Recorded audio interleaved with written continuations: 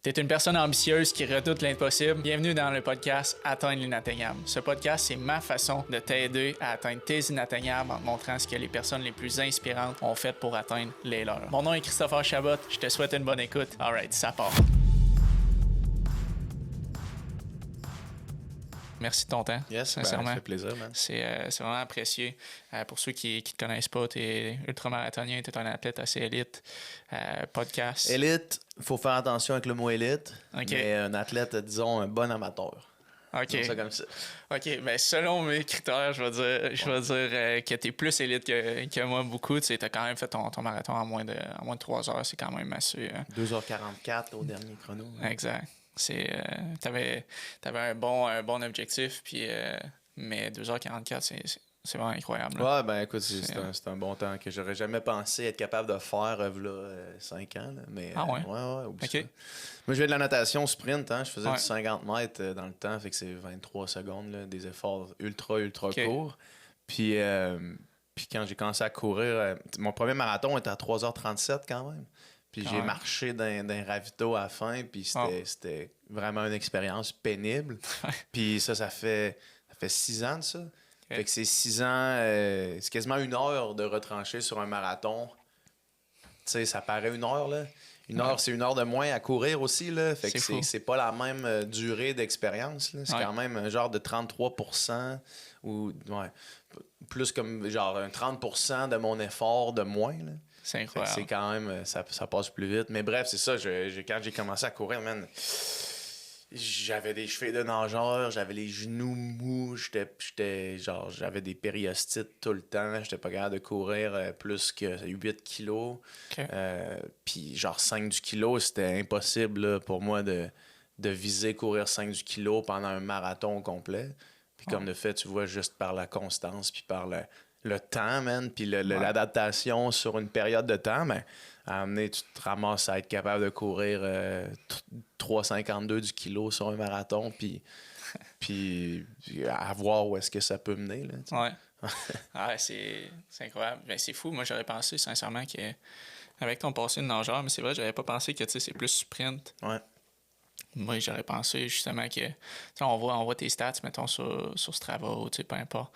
Puis moi, je trouve ça inspirant. Là, ça montre quelque chose qui est possible. Je sais que ça peut amener un stress à certaines personnes, mais je pense qu'il est libre à chacun là, de le voir de la manière qu'il le voit. Tout à fait. Puis tu sais, t'es le... Tout le monde est le propre...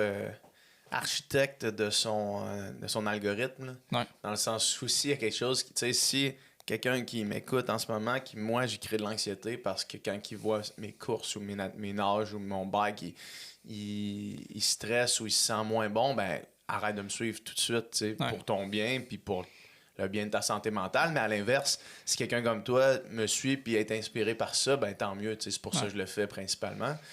Fait que tout le monde contrôle un peu son algorithme dans la vie, là, tu sais, on pense souvent qu'on est victime de son algorithme, tu sais, on parle de l'algorithme souvent vraiment négativement en disant, mettons, nos téléphones nous écoutent, la publicité est ciblée, mais quand tu le penses de l'autre côté puis que tu agis sur ton algorithme, fait soit en interagissant avec des posts que t'aimes, fait qu'en likant, commentant un post que t'aimes, ou en hidant puis unfollow des posts que t'aimes pas, ben en 1 semaine de faire ça consciemment puis activement, ton algorithme va être 100% ce que tu veux qu'il soit. Puis c'est great, là. Puis tu sais, il y a plein de gars, mettons, que j'entends parler, que eux autres, leur algorithme, c'est juste des filles topless, mettons, genre des filles avec des gros seins qui dansent. Ben je m'excuse, man, mais c'est parce que quand tu vois une vidéo comme ça, c'est parce que tu restes longtemps dessus, puis t'interagis avec, puis tu la hides pas. Puis fait que, tu sais, ton algorithme, t'es pas une victime, là. Non, si ta blonde regarde dans ton cell, dans le petit onglet search, là, puis que ce qu'elle voit, c'est juste des filles, ben, c'est pas ça pour tout le monde, là. C'est ça parce que c'est ce que tu consommes, toi. Exact. Non, c'est vraiment vrai. Fait que ta blonde, elle aurait le droit d'être en tabarnak si c'est ça qui arrive, tu sais. C'est comme, hey, Chris, qu'est-ce que tu regardes dans ton Instagram? Ben là, je suis des sportifs. C'est pas ça que ça dit, là. Parce que moi, je suis des sportifs. Quand j'ouvre mon search, c'est juste des gars du Tour de France, tu sais. Ouais, c'est ça, exact. Puis c'est vrai parce que ça, c'est une parenthèse, mais quand que, je pense, il y a 2 mois environ, j'étais à la recherche d'une nouvelle paire de souliers de course. Puis j'étais comme... Je faisais juste chercher ça. Tout J'allais sur Instagram, j'allais sur TikTok, Ouais. je cherchais tous les trucs. Puis ma search bar, tu sais, dans Instagram, là, quand tu vas dans search, t'as plein de posts qui.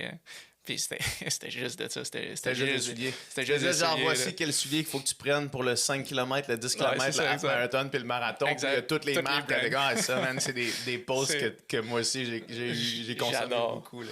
J'adore, c'est incroyable. Mais tu sais, sincèrement, les souliers, là, c'est quand même une grosse paire de manches. Et moi, Ouais. je m'étais jamais vraiment cassé la tête au départ. Là. J'avais suivi Nick Bear, j'avais suivi une couple de personnes. Il y avait des Saucony Speed. Je pense dans le temps, c'était des deux. Quoi de genre. J'ai dit, ils ont de l'air cool, il y a une belle couleur. Ouais. je vais les acheter. Probablement que ça a juste bien tombé, mais j'ai pris eux. Après ça, ils ont sorti un nouveau modèle. J'ai acheté un nouveau modèle. Puis de manière, là, j'ai essayé de m'éparpiller. Puis là, c'est là que je me suis perdu. Mais Ouais. c'est. Non, effectivement, la search bar, je pense que. Qu'est-ce que tu interagis, puis l'algorithme, je pense effectivement, tu peux le mettre à ton avantage. Parce que tout à fait. moi, 100%. j'ai été.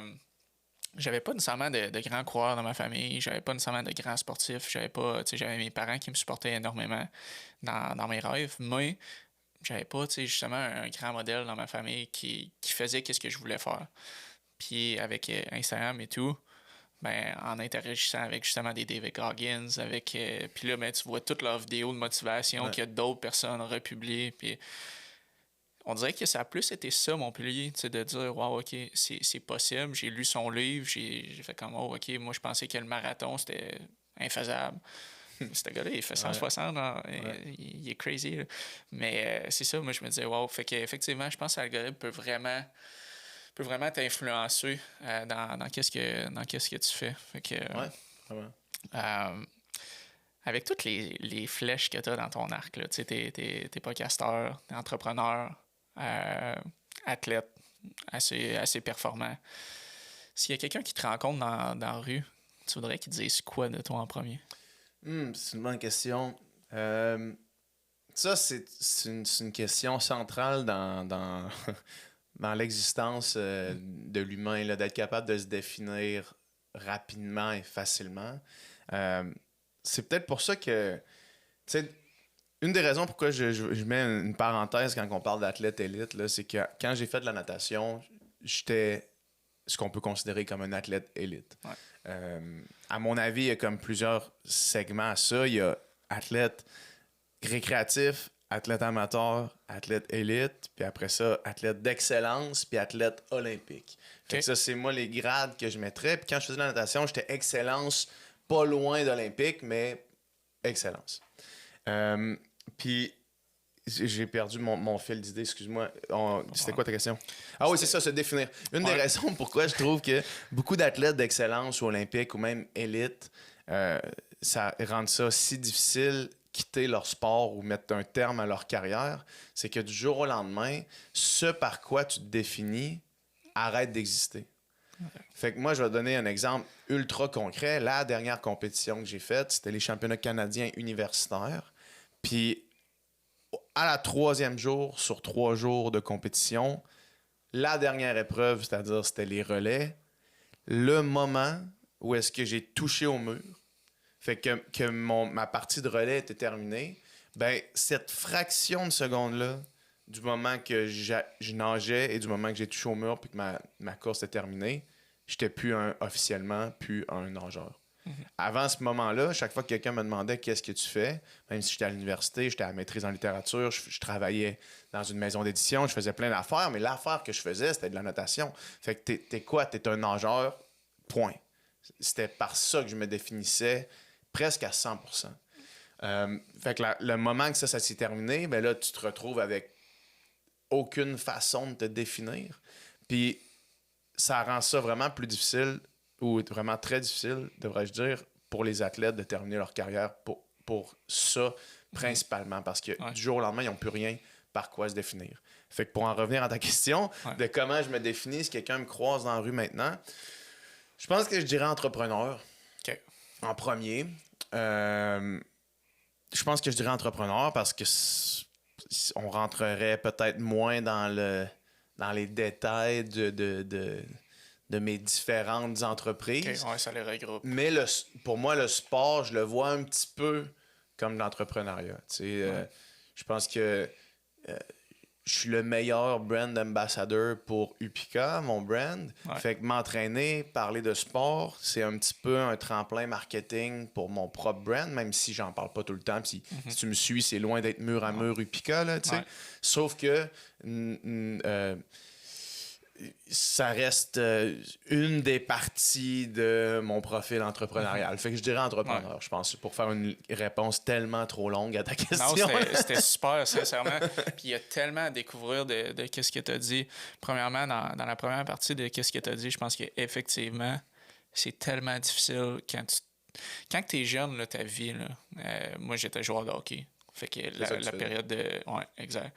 Période de transition que tu as vécue qui est assez difficile, très difficile même que tu as dit, c'est exactement de la même manière que moi je l'ai vécu. Je me rappelle exactement le moment que j'étais dans mon dernier warm-up, puis je me disais là, c'est la dernière fois que j'embarque sur la glace en tant que joueur de hockey, que je fais ça vraiment compétitif. Oui, je vais pouvoir aller jouer. Puis ça a tellement été difficile que c'était ma plus grande passion.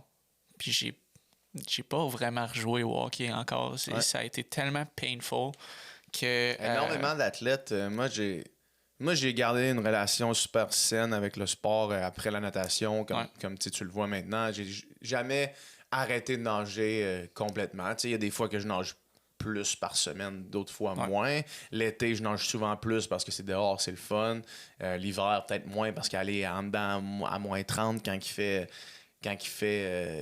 sens le chlore, puis là tu sors, t'es tout mouillé, puis qu'il fait froid dehors. Mais il y a du monde qui quitte le sport puis qui ne retouche pas jamais, tellement soit ils se comparent à eux-mêmes avant, ou soit ils sont juste dégoûtés du sport, ou soit ils ne retrouvent pas vraiment la même énergie et la même passion quand c'est pas dans un contexte compétitif. Exact. Fait que, ouais.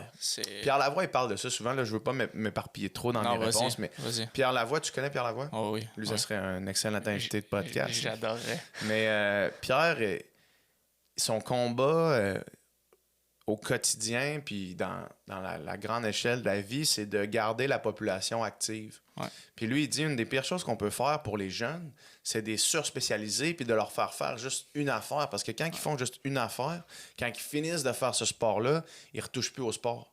Fait que des athlètes de très, très haut niveau deviennent des adultes, souvent deviennent des adultes vraiment pas en santé parce qu'ils laissent cette partie-là de leur vie derrière.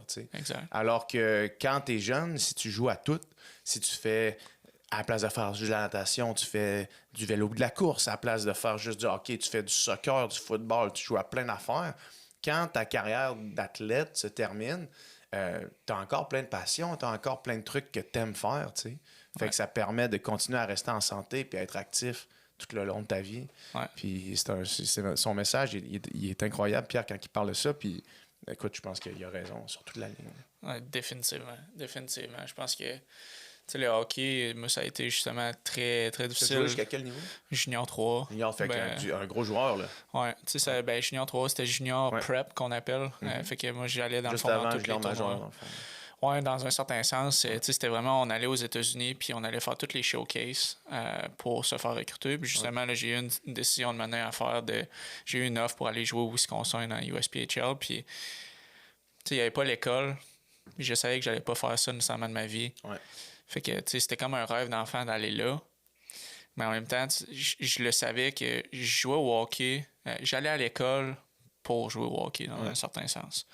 Donc, quand je me disais, si je vais là puis que j'abandonne l'école, ça va être extrêmement difficile de revenir, mettons, à 23 ans avec des jeunes de 17, 18 au cégep. Je me disais, probablement que ça serait plus difficile ça que de vivre pendant un an, mettons, aller jouer junior. Fait que j'ai pris la décision d'arrêter de jouer au hockey, puis ça a été vraiment difficile, justement parce que je m'entraînais pour jouer au hockey. Exact.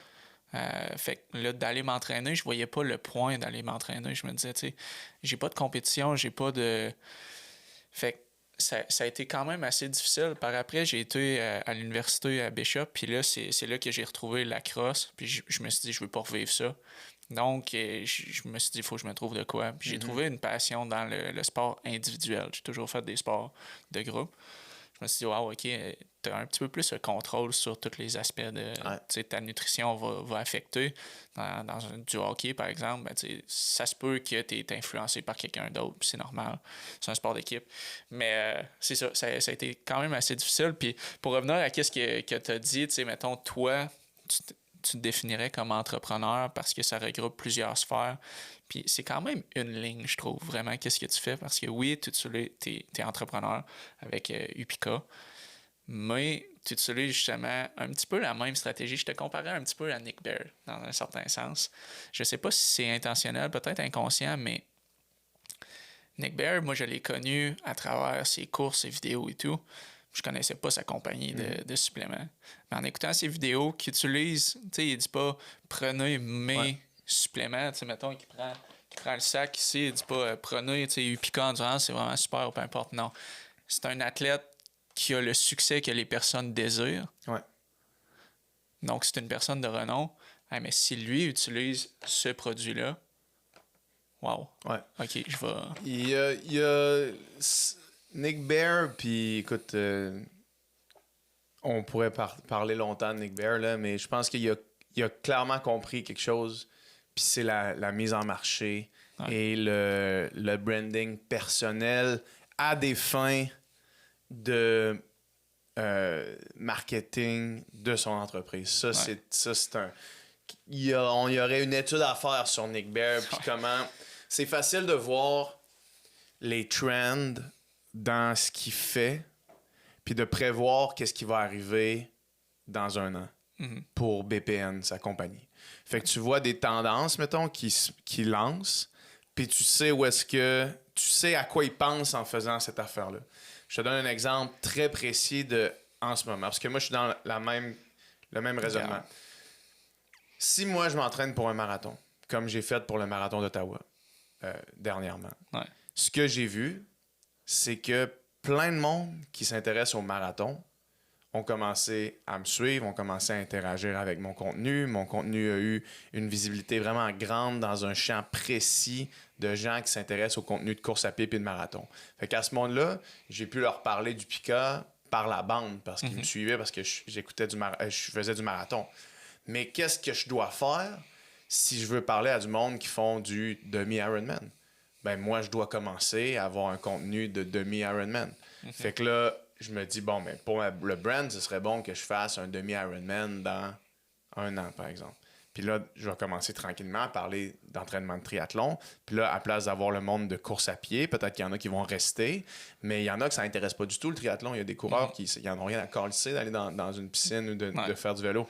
Mais eux autres, je leur ai déjà parlé en faisant le marathon. Fait que là, il faut que j'aille dans une autre avenue. Moi, je vais le dire tout de suite, je pense pas que c'est vraiment un long shot, mais Nick Bear, il fait un Ironman dans 1 an probablement ou dans 8-9 mois. Il l'a pas annoncé encore, mais c'est clair et évident que c'est ça qu'il va faire. Ouais.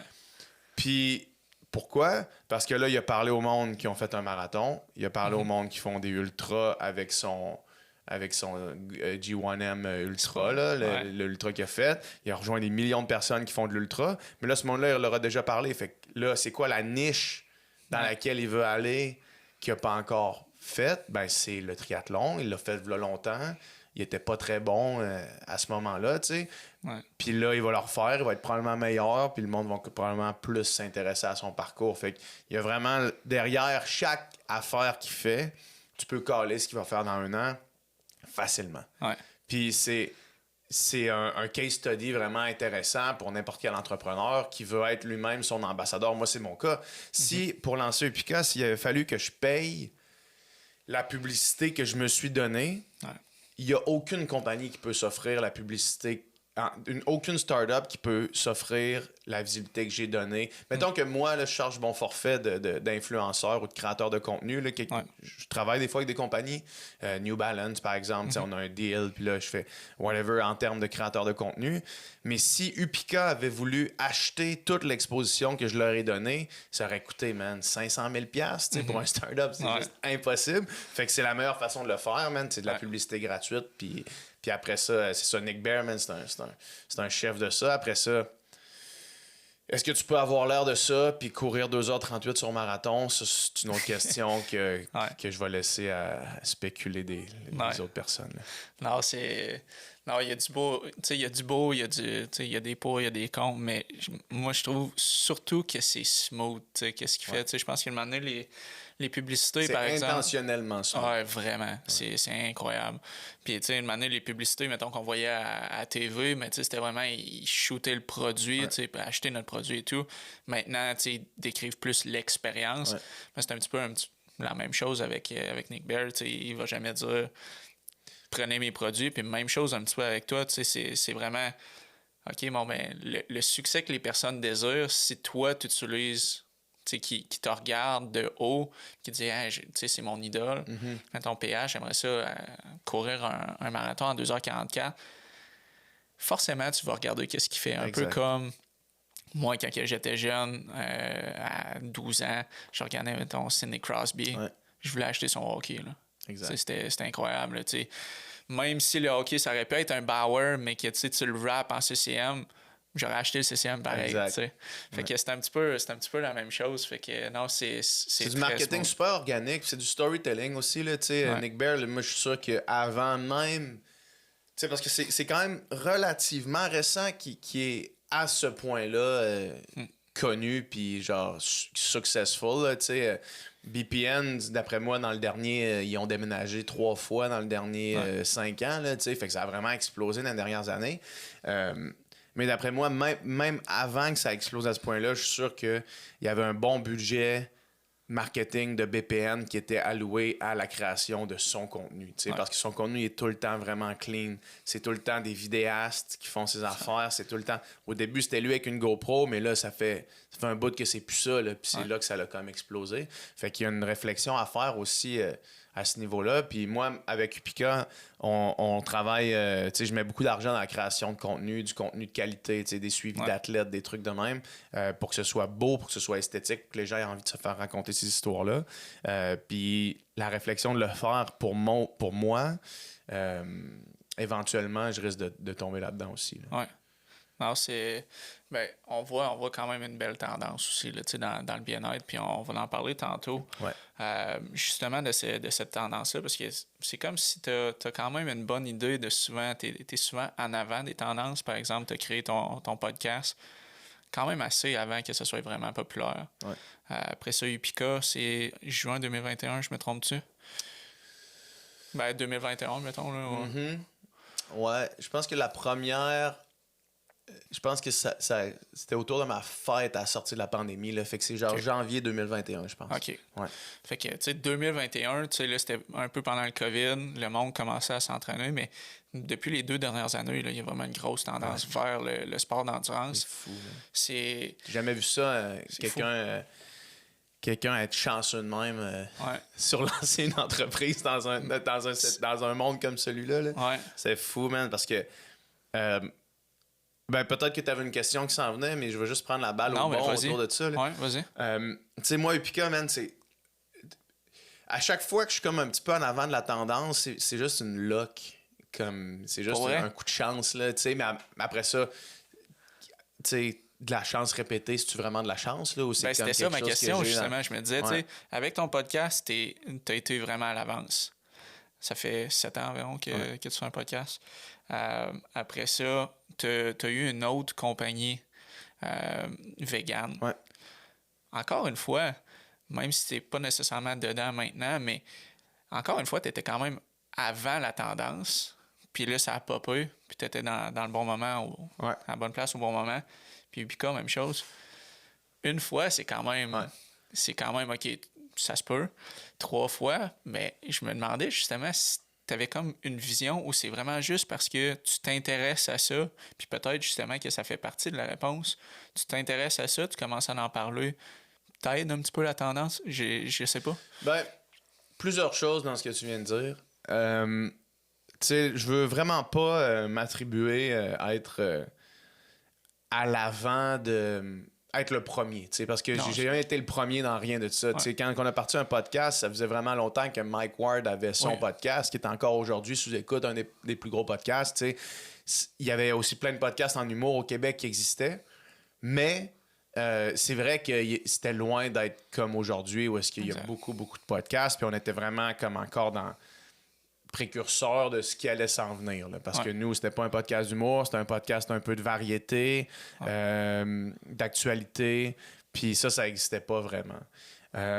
Après ça, pour ce qui est vegan, je veux dire du monde végétarien, végétalien, il y en a depuis fucking longtemps. Il y a des compagnies, je pense à Crudescence, David Côté, là, des Dragons, qui lui avait lancé Crudescence bien avant que Vegan mais pas plate voit le jour. Puis je m'attribue pas non plus vegan mais pas plate en tant que tel. On était quand même deux là-dedans. Mon ex était vegan bien avant moi, donc je veux quand même mettre ça aussi clair. Oui. Mais puis après ça, pour le sport, ben, la même chose. Je veux dire, il y a des brands de suppléments sportifs québécois qui existent depuis belle lurette. Ceci étant dit, je pense que une des raisons pourquoi ça a tendance à se passer de même dans mes entreprises, c'est que moi, je me pose pas de questions longtemps. Puis je fais les affaires. Fait que quand on a pensé à un podcast, là, Doom puis moi, on écoutait Joe Rogan dans le temps. C'est plus le cas. Je tiens à le mentionner. Je pense pas que c'était le même Joe Rogan à l'époque. Peu importe, c'est pas le sujet d'aujourd'hui. Mais on écoutait beaucoup de Joe Rogan. On s'est dit, hey man, on part-tu un podcast?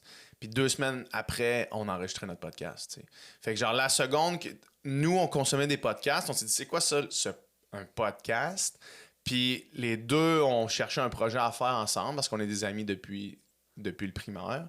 Puis 2 semaines après notre première conversation, on avait Lisanne Nadeau dans mon appart à faire notre premier épisode. 2 semaines après. Puis le lendemain de ça, ou comme la semaine après, je ne me rappelle plus exactement combien de temps, notre deuxième invité, c'était Gabriel Nadeau-Dubois, juste pour tout de suite dire, voici le spectre de personnes qu'on va recevoir sur le podcast, puis on lance le podcast.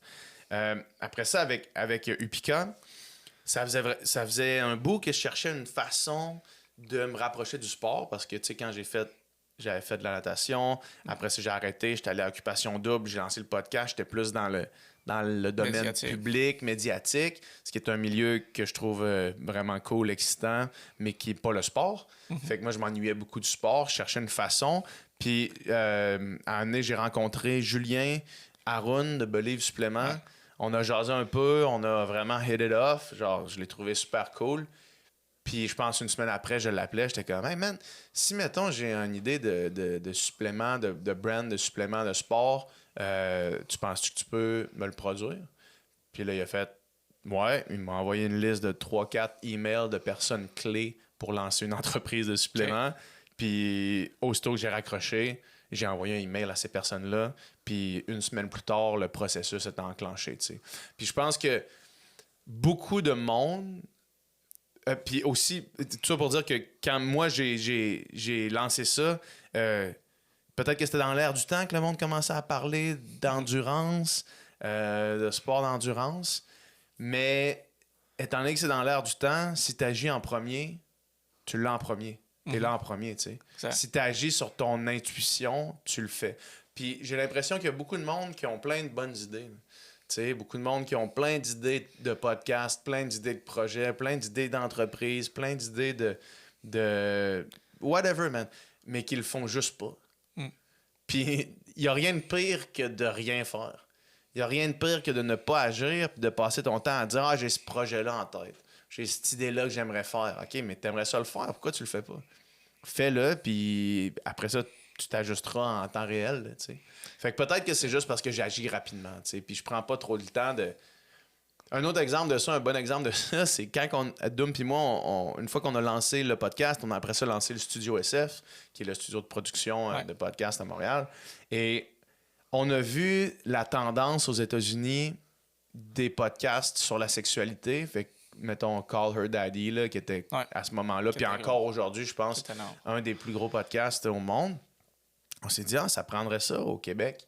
Puis le moment entre qu'on se soit dit, ça prendrait ça au Québec, et le moment où est-ce qu'on enregistrait le premier épisode de Sexe oral au studio avec Lisanne Nadeau et Joanie Grenier, il y a 2 semaines qui se sont écoulées entre ces deux moments-là. Fait que dans ces 2 semaines-là, on a présenté le projet à Lisandre. Lisandre nous a proposé Joanie comme co-animatrice. On a signé un contrat avec les 2 filles. On a fait un mini décor parce que à ce moment-là, on n'avait pas de décor. Puis on a lancé le projet. Puis, étant donné qu'on l'a fait à cette vitesse-là, on a lancé le projet. Puis maintenant, des podcasts de sexualité, là, il y en a à l'infini. Ouais. Mais nous, on était là en premier.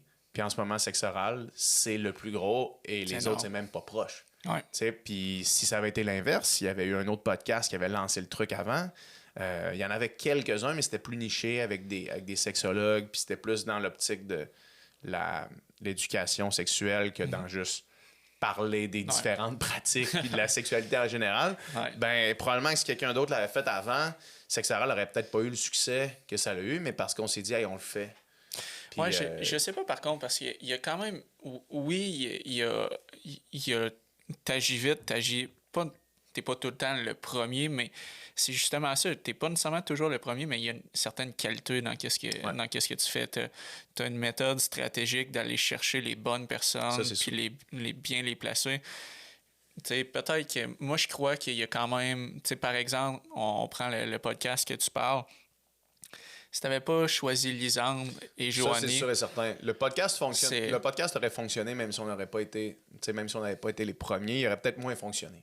Parce qu'il amenait quelque chose de vraiment... Pendant quasiment 2 ans, puis Lisandre et Joanie sont la raison principale pourquoi le podcast fonctionne. Je veux que ce soit clair. C'est leur projet, puis nous, on est derrière un peu. Là. Mais pendant les 2 premières années de Sexe Oral, chaque fois... ou presque chaque fois que les filles recevaient un invité ou parlaient d'un sujet, c'était la première fois que ça avait été abordé sur des zones de grande écoute. Là, mettons, les filles en ont reçu un gars qui faisait du poppy play. C'est un exemple que je peux donner de même. Là. Le poppy play, c'est il s'habille en chien, puis là, il joue en chien avec d'autres personnes habillées en chien. C'est comme c'est une pratique qui n'est pas nécessairement sexuelle, mais qui est quand même assez... c'est un kink assez peu répandu, là, mettons. Puis très curieux pour les gens de l'extérieur. Mais c'était la première fois que quelqu'un qui fait du poppy play parlait à plus de 100 000 personnes. Là, fait qu'à chaque fois, pendant quasiment 2 ans, là, les invités qui venaient à Sexe Oral, après ça, faisait le tour des autres podcasts parce que là, ils venaient de se faire mettre en valeur. Puis ça, c'est l'équipe de booking là, de Sexe Oral, Julia, avec qui on travaille, puis toute cette équipe-là qui ont fait que le podcast faisait des affaires que les autres podcasts n'avaient pas encore fait. Oui, exact. Puis à chaque fois, ça faisait que c'était comment, mais là, Sexe Oral, c'est sûr que ça va être la seule place au monde que tu vas entendre parler de cette affaire-là. Puis à chaque fois, c'était comme un peu le hype autour des invités, autour des sujets. C'était écœurant, ce projet-là. C'est encore vraiment hot en plus. Là, les filles sont encore crinquées. Puis c'est vraiment les meilleurs. On n'aurait pas pu avoir un meilleur combo d'animatrices pour faire ce projet-là. Non, ça floue vraiment bien, puis c'est vraiment cool. Mais c'est ça, tu sais, il y a une qualité dans ce que tu fais, puis c'est...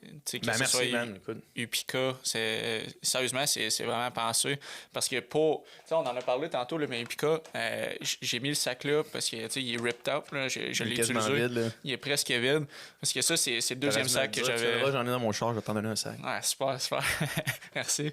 Ça, c'est ce que j'ai utilisé pour ma course au Texas de 100 km. J'avais fait un premier 92. Si tu parles à mes proches, je pense qu'ils n'ont pas tant trippé parce que justement, je m'y connaissais pas là, pour être totalement franc. J'ai fait ça justement un peu sur un coup de tête. Puis je prenais juste des électrolytes. Qu'est-ce qui était une grosse erreur. Puis j'en buvais même pas assez nécessairement. Puis je mangeais presque pas. Donc, le matin, j'ai vraiment bunk. J'ai frappé le mur, puis solide. Là, pendant un bon 5 heures, même l'eau passait plus. Puis une année, pour quelconque raison, là, mais j'ai pris le rap matin du travailleur, ça a passé, puis là, on dirait que ça m'a repopé up. Mais au Texas, je me suis dit, ben là, il faut que je fasse mes recherches pour de vrai, puis tout. Je regardais les possibilités américaines, j'avais déjà essayé, j'ai des chums qui sont américains, fait qu'ils m'en avaient conseillé, puis tout. Je me suis dit, mais sûrement qu'il y en a au Québec. Puis je m'en vais au Popeye, puis comme... puis il me conseille ça, il a dit hey, je te dis, là, ça, c'est incroyable. Je l'essaye, puis j'avais peur que ça tourbillonne dans mon estomac, quoi, genre, zéro. Chaque fois que j'en prenais, ça me donnait vraiment de l'énergie, puis c'est vraiment pas pour te flatter ou peu importe, c'est vraiment vrai, là. C'est vraiment. J'apprécie que tu le mentionnes, man. Tu sais, moi, il y a une affaire. Il y a une affaire dans laquelle je sais que j'ai de la légitimité. Tu sais, mettons, peut-être que dans les médias, dans un podcast, peut-être que maintenant j'en ai acquis, mais en lançant le studio, j'avais pas vraiment de légitimité dans l'industrie de la communication. Ouais. Là. Mais le sport, je sais que j'ai de la légitimité, puis je me sens pas du tout un imposteur dans le milieu du sport parce que j'ai été un athlète vraiment d'excellence, comme je te disais tantôt. Là, fait que quand j'ai testé des produits en pensant à Upica, puis que là, j'ai commandé tout ce qui se faisait, que je l'ai amené chez nous, je testais des affaires, j'en suis arrivé à ce mix-là parce que je suis sûr que c'est le meilleur mix qui existe. Tu sais. Fait que c'est pas je suis confiant dans ma capacité à tester le produit, puis à savoir aussi que je suis moi-même mon meilleur public cible. Exact. Moi, je veux faire un produit que moi, j'aurais acheté. Ouais. C'est ça la base du truc. La seule raison pour que je veux faire Upica, c'est que je veux pas avoir à payer mes produits d'alimentation. C'est ça, mais c'est parfait. C'est le faire pour moi, pour que moi, ils me reviennent vraiment moins cher que si j'allais justement les acheter au magasin ou en ligne. T'sais. Exact. Fait avec ça en tête, c'est ça que j'ai fait.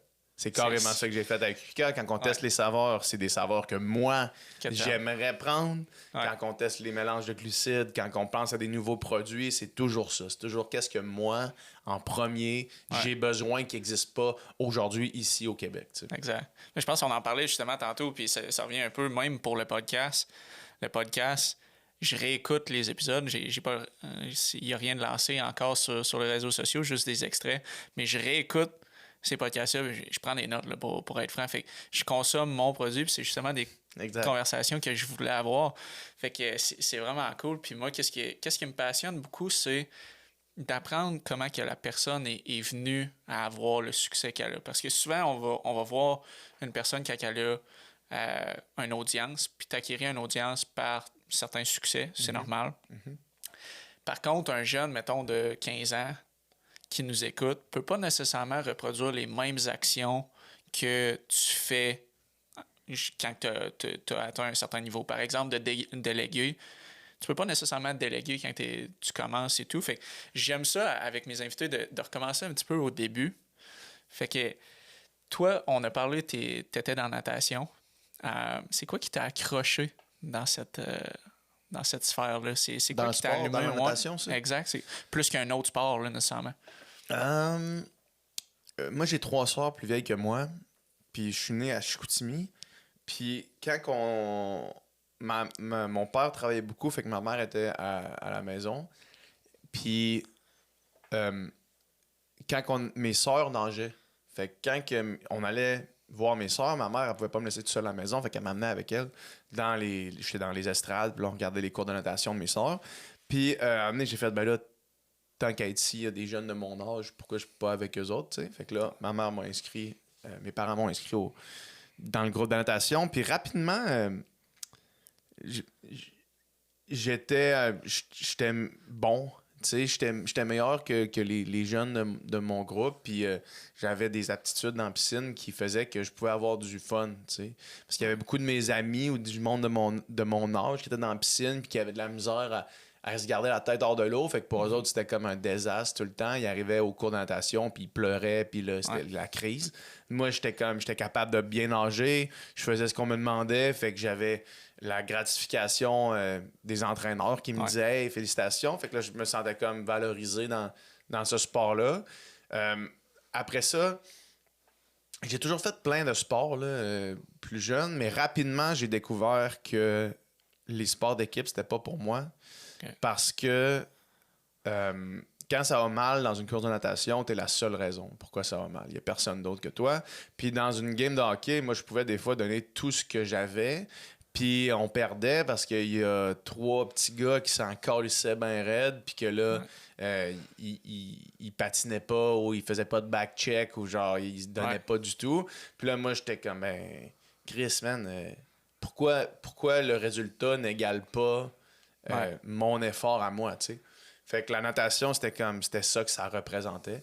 Puis après ça, ben, c'est ça, j'avais un certain talent qui m'a amené à avoir vraiment des bons résultats, des records québécois et tout. Puis ça, évidemment, ça te motive quand même.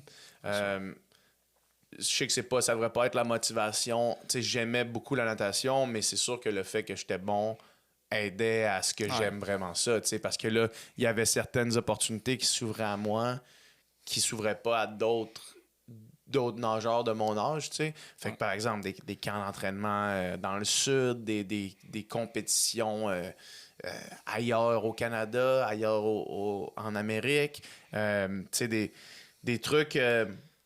des trucs vraiment le fun, des bourses aussi après ça, plus tard, ce qui donne un bon coup de main. Là. Quand tu arrives à l'université, c'est dur de concilier études, travail, natation, surtout s'il faut que tu payes pour tes études. Fait que moi, j'ai eu la chance d'avoir mes parents qui payaient pour le premier bac. Mais après ça, si tu voulais faire soit un autre bac ou soit une réorientation ou une maîtrise, ben là, c'était toi qui payais. Puis moi, je me suis rendu jusqu'à la maîtrise, donc c'était moi qui assumais mes frais de scolarité puis qui payait aussi pour tout. Fait que, tu sais, l'appartement, la bouffe, sauf qu'en même temps, tu veux t'entraîner de haut niveau. Fait que tu peux pas travailler. C'est quasiment impossible de te mettre un 20 heures quand tu nages déjà 20 à 20... Quand tu t'entraînes 20 à 25 heures par semaine, puis que là, il faut que tu priorises aussi la récupération parce que tu peux pas juste sortir de la piscine puis aller te claquer 5 heures debout au couche-tard, man. Tu vas être pété quand tu vas venir à la deuxième entraînement de la journée. Puis après ça, tu ajoutes ton école. Puis étant donné que je nageais à l'université, ben il faut que tu aies des bons résultats parce que tu es un étudiant athlète puis pas un athlète étudiant. Fait qu'il faut que tu aies des bons résultats avant de pouvoir nager parce que sinon, tu te fais crisser dehors du programme. Fait que bref, tout ça pour dire que des bourses, ça l'a vraiment aidé. Fait que le fait que j'étais bon, mais ça m'a permis d'avoir accès à ces choses-là, à ce support financier-là, sans lequel j'aurais pas pu continuer. Puis c'est ça, tout le long de mon université. Ça m'a aussi permis, le sport, ça m'a permis de rester sur les bancs d'école aussi, parce que moi, au secondaire, j'ai jamais aimé l'école. J'avais par miracle, j'avais une facilité à l'école, fait que je faisais vraiment pas grand-chose, puis je passais mes cours, mais ça me faisait vraiment chier. Je me levais tous les matins, ça me faisait chier, man. Puis encore aujourd'hui, je pense pas que j'ai vraiment pas de solution quand je dis ça, là, mais je pense pas que le système scolaire est adapté pour tout le monde. Là. Puis je pense qu'il y aurait vraiment une façon différente de faire ça qui fait que les gens ou les jeunes qui sont moins dans la cible ou qui sont moins formatés pour réussir dans ce contexte-là, c'est-à-dire d'être assis sur des bancs puis de faire des matières après les autres, puissent réussir quand même. Je suis persuadé qu'il y a beaucoup de monde qui ont extrêmement de difficultés à l'école, que c'est juste parce que c'est pas ce format-là d'éducation qui leur convient. Puis ça, c'est une autre discussion pour peut-être une autre fois. Là, mais bref, le sport, ça m'a permis de rester là parce que sinon moi, longtemps, j'ai pensé que j'allais faire un DEP en boulangerie puis que ça allait être ça parce que j'étais tellement écœuré. Mais finalement, quand tu sors du secondaire, ben là, t'arrives au cégep, c'est déjà plus ciblé dans ce que tu fais ou dans ce que t'aimes. Fait qu'il y a moins de... Si t'aimes pas ça, les cours d'économie, ben t'en fais pas. Si t'aimes pas ça, les cours de chimie physique, moi c'était mon cas. Je faisais chimie physique au secondaire, mais ça me faisait tellement chier, man. Tellement chier, là. Puis quand je suis arrivé au cégep, ben là, c'est OK, non, man, je vais aller en arts et lettres littérature parce que sinon je vais mourir ici, là, tu sais. Puis après ça, ben là, à l'université, ben évidemment, ça devient encore plus précis. Fait que là au moins, c'était des sujets qui m'intéressaient. Là. Mais si c'était pas du sport, ça se serait jamais passé. T'sais. Non, exact. C'est exactement la même chose pour moi. Quand j'ai fait le choix de justement abandonner le hockey pour penser à ma carrière future, ça a tellement été difficile, non seulement parce que j'abandonnais le hockey, mais aussi parce que j'abandonnais quelque chose que j'aimais pour quelque chose que j'aimais pas. Exactement. C'était incroyable. Puis très difficile au cégep parce que Cégep, oui, c'est un petit peu plus spécifique, mais si tu sais pas nécessairement qu'est-ce que tu veux faire, Tu peux te perdre au cégep. tu peux très bien te perdre, puis c'est très difficile, mettons, avec 8 cours, Ouais. c'est quand même une grosse charge de travail. Puis, non, moi, c'était vraiment pas quelque chose qui m'attirait. Par contre, je l'ai fait, puis je suis content de l'avoir fait. Je tiens à le mentionner, je suis content de l'avoir fait parce que ça m'a permis d'aller à Bishop par après, jouer à la crosse. Puis, je pense pas que je serais aussi que je suis présentement si j'avais pas passé à travers cette étape-là. Fait que des fois, tu sais, il y a des bouts difficiles court terme, mais si on pense au long terme, je pense que ça peut grandement aider. Oui, vraiment. Puis, mais tu sais, moi, je veux dire, j'encourage tout le monde, évidemment, à continuer Non, c'est à aller normal, à c'est l'école. Puis, Tu parlais de ton expérience personnelle. Là. ouais, c'est ça. Sauf que moi aussi, je suis content d'avoir traversé ça. Puis, Ouais. finalement, avoir terminé à la maîtrise en littérature. Puis, d'avoir fait ça. Puis, là, j'ai développé une certaine rigueur, disons, une rigueur intellectuelle que j'aurais peut-être pas développée sinon.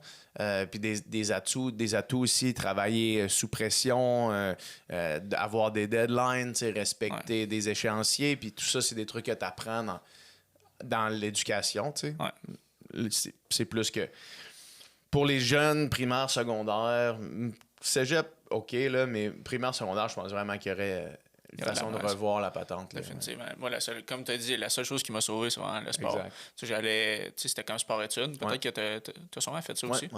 Fait que, tu sais, moi, mon matin, j'allais à l'école, puis après ça, j'allais au hockey, puis le matin, ça a switché. Fait que même des fois, j'aimais mieux l'inverse. Tu sais, je me levais pour aller jouer au hockey, puis après ça, là, j'allais à l'école, mais c'était vraiment cool. Toi, justement, une journée, quand tu étais plus jeune, une journée typique, tu te dis quand même 20-25 heures d'entraînement. Ça, c'était dans le pic, là, quand j'étais à l'université, là, mettons. Mais quand j'étais plus jeune, tu sais, mettons, secondaire 3, secondaire 5, c'était pas mal semblable, là, ce qu'on faisait. Puis c'était 2 fois par semaine. On allait s'entraîner à 5 heures le matin, de 5 à 7 ou de 5h30 à 7h30.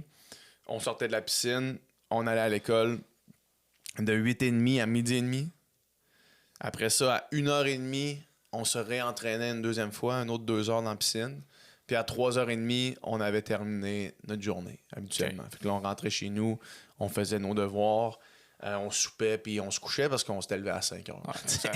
Puis, fait que ça, c'était 2 fois par semaine, on faisait un double. Sinon, les autres journées, ben, on se levait, on allait à l'école de 8h30 à 12h30. Après ça, on dînait, on s'en allait nager 2 heures en après-midi. Puis plus ça montait vers le secondaire 5, mais là, je rajoutais des séances de musculation dans ça après mon entraînement du soir. Fait que je restais des fois jusqu'à 4h30, 5h à l'université, parce que je nageais à l'université même si j'étais au secondaire. Puis ça, c'était une journée type. Puis sinon, après ça, l'autre entraînement était le samedi matin à 6h. On s'entraînait 2 heures, on sortait en muscu, puis après ça, on avait notre week-end. Oh. Sauf que souvent, ça se terminait par une sieste de 3 heures en plein milieu du samedi parce que t'es défoncé complètement. Exact. Non, c'est normal. Ça fait partie justement aussi.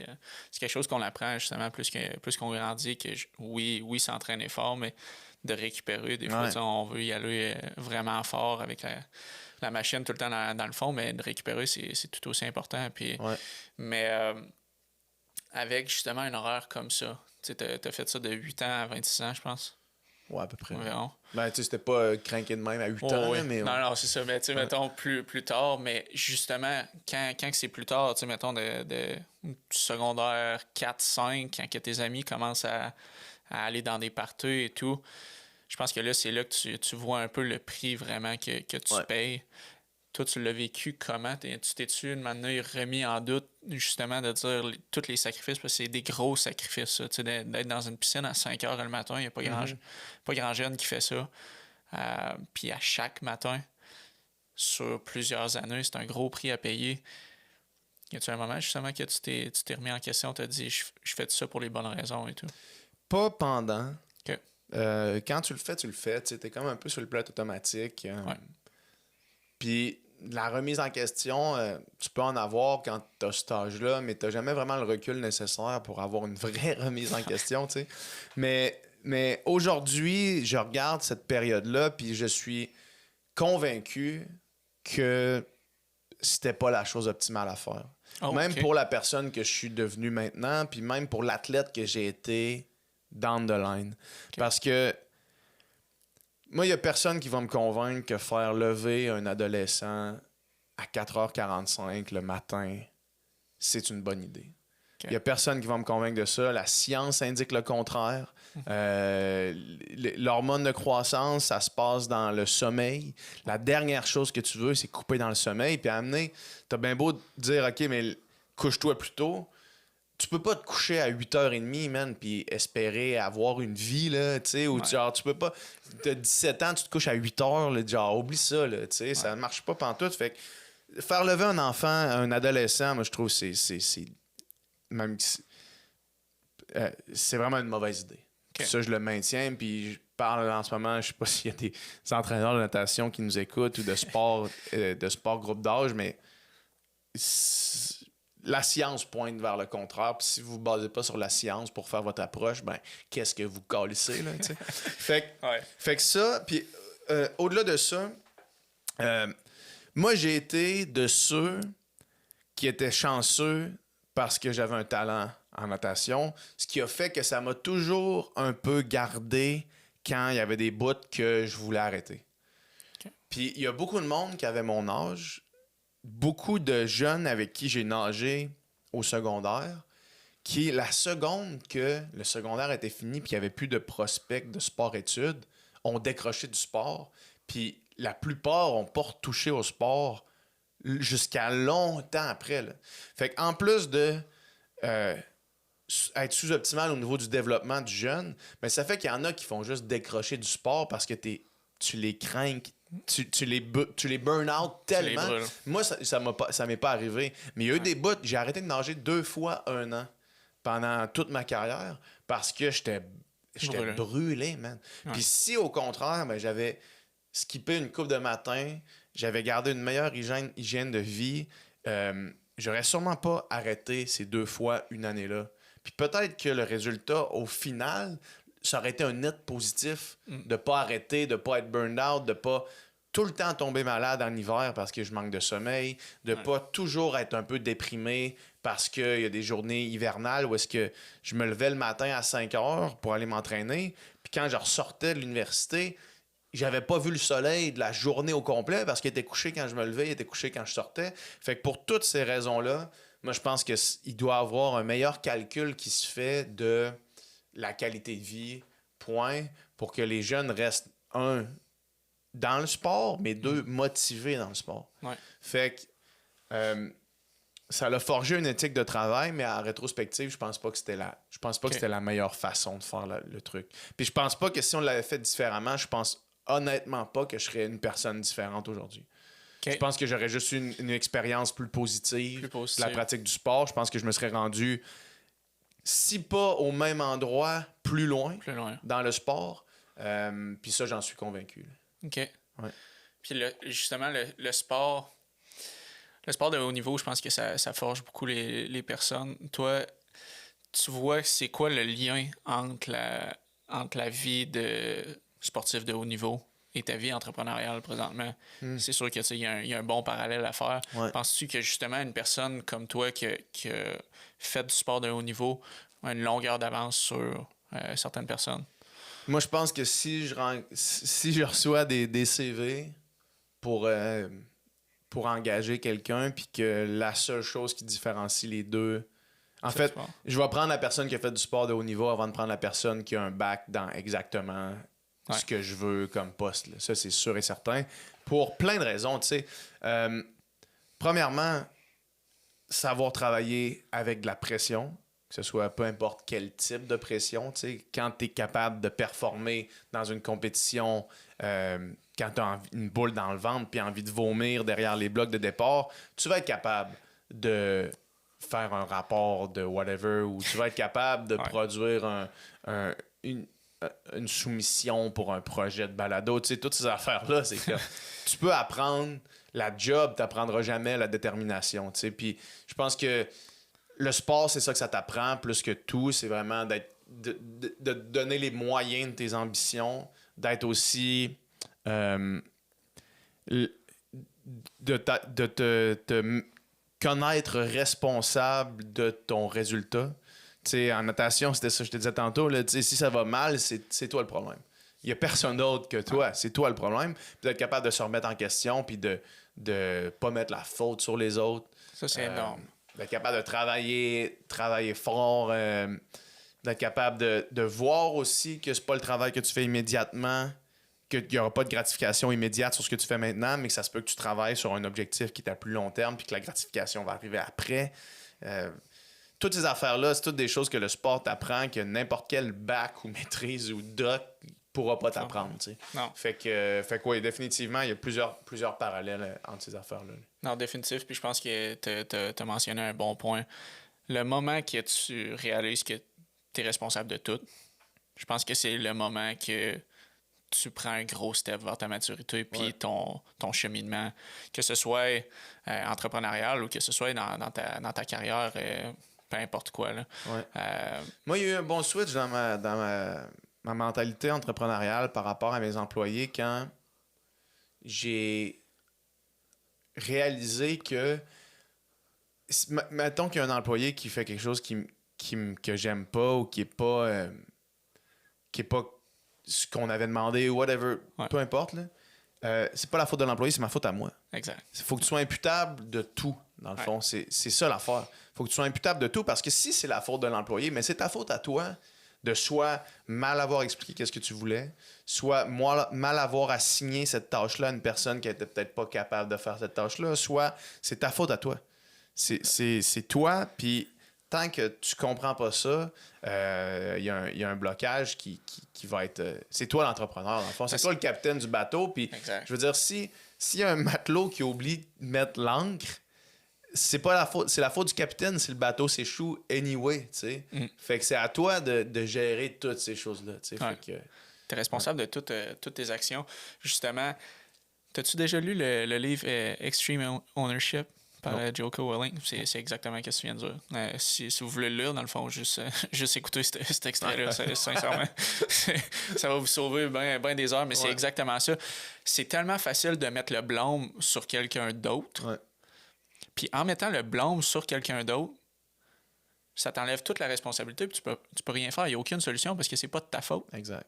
Alors que si tu te dis, regarde, même si c'est vraiment pas de ta faute, il y a une part de responsabilité que tu es capable de prendre par la manière que tu réagis, à la limite, à la situation qui vient d'arriver. Mais souvent, tu as une part de responsabilité dans qu'est-ce qui arrive. Même si tu n'as pas de part de responsabilité, c'est bon de s'en trouver une. Exact. Puis de s'en inventer une. Ouais. Je te donne un exemple. En ce moment, je travaille sur des jujubes avec Upika. Des genres de gummies d'énergie. Okay? Puis, pendant que je suis en train de travailler sur ces gummies-là, je vois une compagnie X ou Y, je veux pas nommer personne, qui sort des jujubes. Une compagnie québécoise qui sort des jujubes. Alors que j'avais eu des genres d'échanges... peu importe, là, des échanges sur le R&D, puis comme, ils ont sorti des jujubes avant moi. C'est pas de ma faute. Mais il y a une affaire qui est de ma faute, en crise, par exemple, c'est de pas les avoir sortis, v'là 6 mois, mes jujubes. C'est de pas avoir mis ça, de pas avoir agi avant, plus tôt, plus vite, pour les sortir. Fait que même si c'est pas de ma faute si les autres sortent des jujubes avant moi, c'est de ma faute de pas les avoir sortis avant eux. Exact. Tu comprends la différence là-dedans? Fait que je peux pas être fâché après eux autres. Ouais. Ça n'a rien à voir. Je peux être fâché après moi de faire tabarnak, mais j'aurais dû. Fait que c'est ça. Ça, c'est un exemple de ce qu'on dit là. Non, définitif. Puis probablement un de mes vidéos préférées que j'ai vu là, il y a quelques années, mais qui passe encore sur les réseaux sociaux, c'est justement Jocko Willink. Qui, lui, je sais pas si tu le connais, c'était Navy Seals. C'est le gars qui est comme chauve, là. Exact. Qui est bien jack, puis tout. Puis il est justement dans son podcast, il a son micro, puis tout est en gris, là, puis il dit telle chose est arrivée, good. Telle chose est arrivée, good. Puis là, ils mettent la grosse musique, puis tu sais, ça donne une ambiance. Mais c'est exactement ça aussi. C'est ça, c'est genre, t'as une mauvaise journée au bureau, good. Exact. Je l'ai vu aussi. Il est juste trop craqué. Exact. C'est genre des challenges, tant mieux, man. Exact. It, man, si tu carbures à ça, puis que tu essaies de trouver des solutions par après, sincèrement, tu peux pas avoir un échec dans Ouais. un certain sens. C'est juste des leçons que tu vas prendre puis que tu vas être capable d'appliquer pour une étape future. Je pense que tu as toujours des situations, puis jusqu'à temps que tu apprennes la leçon, ils vont réarriver. Exact.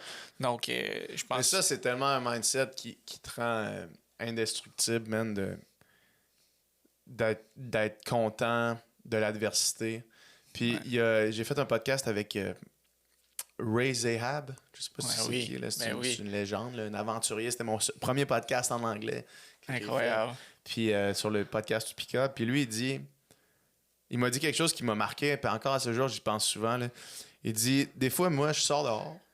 Puis là, si c'est ennuageux ou qu'il pleut, pour aller faire du sport, mettons. Si c'est nuageux ou qu'il pleut, je fais « Ah, yes! » Je laisse mes lunettes de soleil à la maison. OK. Puis là, c'est juste le mindset de faire, à la place de faire « Ah, si il pleut », c'est comme « Yes! » J'ai pas besoin de lunettes de soleil. Fait que moi, mettons, je te donne un exemple concret de ça. Il y a eu hier, avant-hier, puis avant-avant-hier, il y avait une canicule assez incroyable au Québec. Il a fait 37, je pense, à Québec l'autre fois. J'avais un 16 kilos à faire. Quand je suis sorti puis j'ai vu qu'il faisait comme dans un sauna, j'ai fait parfait, man. Acclimatation à chaleur, c'est parti. Exact. Fait que là, je suis parti à la course avec heureuse. Genre, yes, il fait chaud, je peux faire de l'adaptation à chaleur aujourd'hui dans mon training, tu sais. Puis ça, man, c'est un mindset qui te rend. Genre, ah ouais, un podcast compétiteur qui vient de sortir un nouveau projet.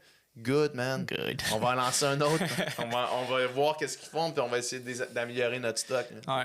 Alors, c'est vraiment cool. Puis à partir de ce moment-là, je pense que, pour vrai, tu l'as dit, tu es indestructible parce que tout ce qui va t'arriver, t'arrive pas à toi, t'arrive pour toi. Ouais. Puis c'est juste, c'est vraiment magique. Puis je pense que le sport a justement aidé dans ce processus-là.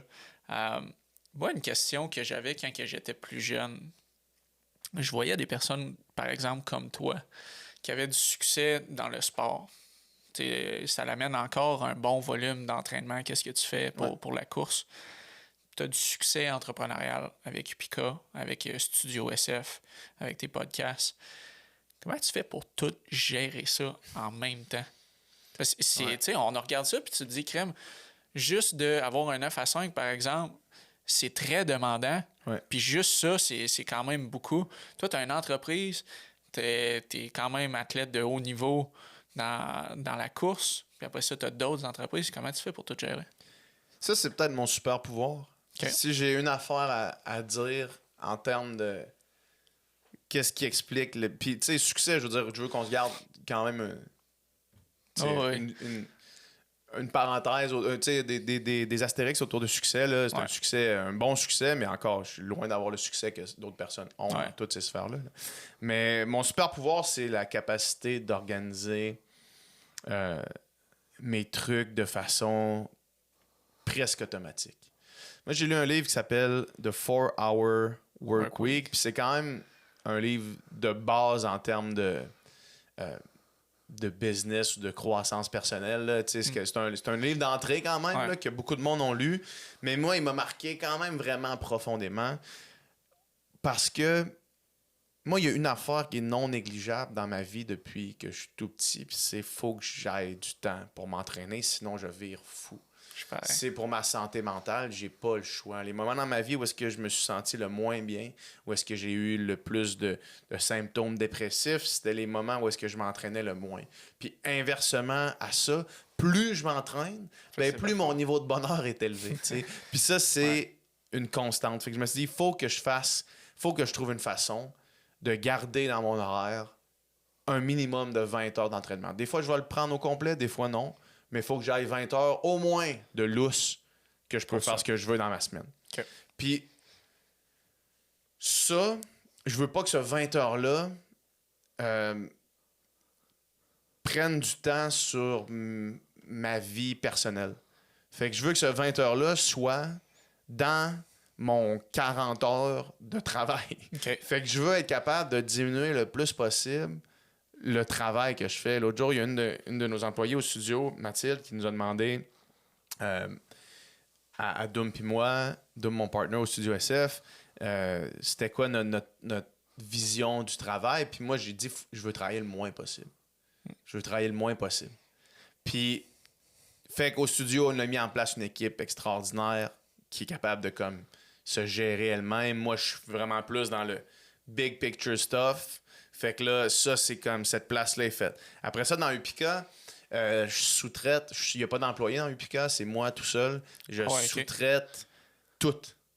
Je sous-traite tout de façon automatique. Puis ça fait que moi, je suis juste dans encore une fois, le big picture. Ouais. Fait que ça me permet de vraiment.